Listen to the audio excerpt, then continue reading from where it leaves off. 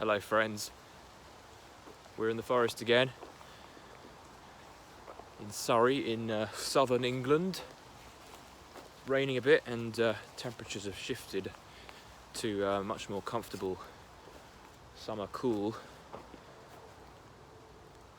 Wanted to talk today, guys, about building subscribership of email subscribers and how useful it's been for my business as a writer, as a coach, as a course creator, as a class giver, as a teacher, and the value in having a newsletter list as a asset that we can steward as independent writers, teachers, course creators, artists. There's so much value wrapped up in a newsletter that I see it as a bit of a miss, a bit of a loss when Josie, yeah, Josie, she's completely lost. I don't know where she's going, and she's run off with a cone around her head. Hope we find her. Okay, I'm going to carry on regardless. So a newsletter, here she is. Come on, yeah, she lost me. I started my newsletter when I first had this book that I wrote called 10 Steps to Powerful Online Self-Promotion. I needed to collect subscribers so that I could launch that book, and that was in 2009, so a good 10 years plus. And I started gathering subscribers for that, if I recall correctly, by giving away a free short book on what the essentials were around getting clients as a creative. So I put together a report. I remember drawing it up in the British Library in London. It took me an afternoon. A very short book, a few pages long, with a few of the essentials. And I must have attracted over 2,000 subscribers over the months following the creation of that report. And those subscribers turned into buyers of my ebook, but also subsequent buyers of other products that I put out over the years. A lot of those people, I imagine, became clients of mine, consulting clients. I would consult as I'd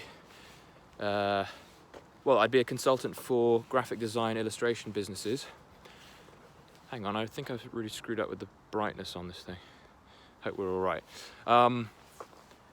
And over the years, more and more people, of course, have joined. I've got close to 20,000 subscribers now, and they have formed a really useful community that have supported me in my book launches, selling courses, as I said. Many of these people have become great coaching clients, and it's all through maintaining and building a list of people who follow my newsletters, which I send out 2 or 3 a week. Sometimes I forget, but generally I've kept these things going out. I've been sharing value. I've been sharing my articles and videos through my newsletter, of course, as well. So having a newsletter has given me traffic that at least gives my content an initial boost as well, and helps me get seen online. And of course, when I can get seen and my content gets a boost, of course, new people, new strangers come to me as well. And as long as I've got something that I'm giving away, or as long as I'm telling people regularly about my newsletter, and you'll notice that I mention my newsletter quite a lot in my videos and podcasts and so on, because I see it as the backbone to my business. As an independent, freelancing, self-employed business owner, my newsletter has been not the be-all end-all, but it is pretty much the backbone of my business. And so I've been really aware of how that has been growing, and taking note of why people might be unsubscribing when they do. It's certainly not been a perfect journey of creating this thing in the best way that it can be. I've mixed up the content quite a bit, and I've probably confused a few subscribers and lost a few subscribers here and there. And I'd recommend you focus on one speciality at a time, ideally, and that's where I've sort of stumbled.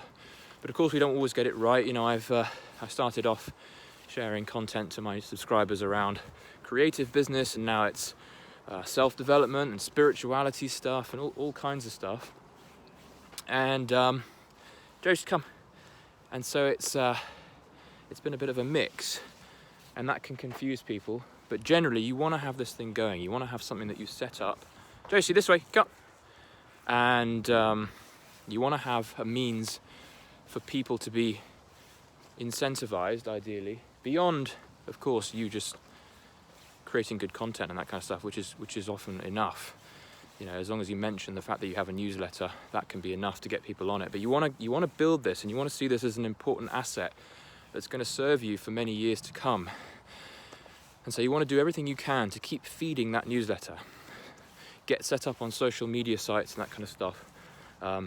Take advantage of your strengths. So if you're good on video, create a channel and make sure that those people, those followers on your channel, are not only watching your videos, they're funneled into your own newsletter. And this is, of course, something that you own. If you have a newsletter, this is something that you can own. You know, even if the newsletter service provider went down, you could always take the contacts out of it and move it to another one.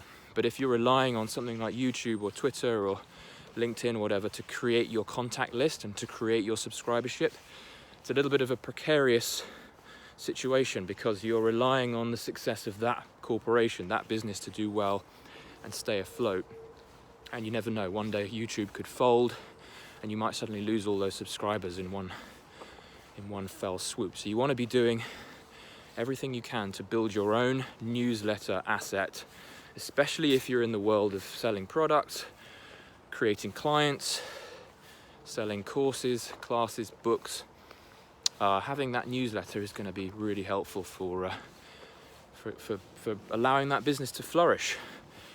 Now, in the early stages, if you have a small list, of course, this isn't going to make you millions, but it's always handy even to have like 100 people on that list to give you that initial boost. So when, for example, if you were to launch a new product, you could have those 50 to 100 people get you some initial reviews, initial sales, initial social proof that will then lead to the next stage of expanding that product, that business, because people will hear of it, people will see the reviews, people will see the social proof. So you got to start somewhere, and I'd recommend that you create something that doesn't necessarily take too long but is valuable in itself. A free product, a free booklet. Doesn't take long to create a little PDF these days, and you set it up so that when people subscribe to the newsletter on a particular page, what they call a squeeze page, people sign up, they get the link to the book, or the link to the audio class, or the link to the video on a particular area of your expertise, whatever you know about and that you can help people with. You can use that. And obviously you don't want to give everything away in that first free product, but it's a great way to get people in. It's a great way to get people to experience your value. And then from there on, you're open, because they've given you permission, you're open to sharing content with them over time, whether that be new videos, new articles, new products. And that is going to serve, like it has for me, a really solid foundation that you can build your business on, that's in your ownership, it's under your stewardship, it's your thing. You can use your newsletter not just for selling stuff, but also to get feedback from people, to get ideas on new products, to get ideas on new books. These people have shown you that they're interested in following you. They respect your ideas and your word, so treat them with respect as well. You want to give them a lot of useful stuff. Give them lots of free products, and this is a reminder for me as well. I don't always stick to my guns on this, and sometimes I forget. But like, for example, I recently wrote a short book that I'm going to be giving away inside one of my other books to other people who want to sign up. But of course, my current newsletter subscribers don't even know about the book, and that's reminded me to give them that book for free. It's called The 5 Secret Truths, and you'll find that book when you sign up to my newsletter via 5 Secret Truths on my website. You'll find it alexmathers.net/5ST.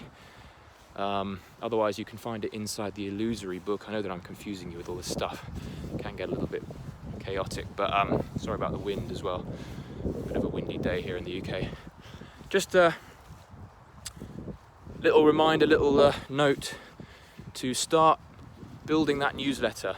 If you're planning on creating a self-reliant business, you want to be an author, you want to be a coach, whatever it is, an artist, start building that newsletter. Start thinking about who it is that you want to be working with, what kind of readers do you want, and then create something that they would love, a book, a course, something for free that they get in exchange for signing up to the newsletter, and then you can share with them value over time, including the opportunity to have them buy your products. And of course, these are products they want to buy, not because you're forcing them down their necks. And that's how you create your own business, at least the start of it. Create that newsletter, folks. If you've got any questions, send me a comment below. Like this video if you liked it, subscribe. I'll see you in the next one.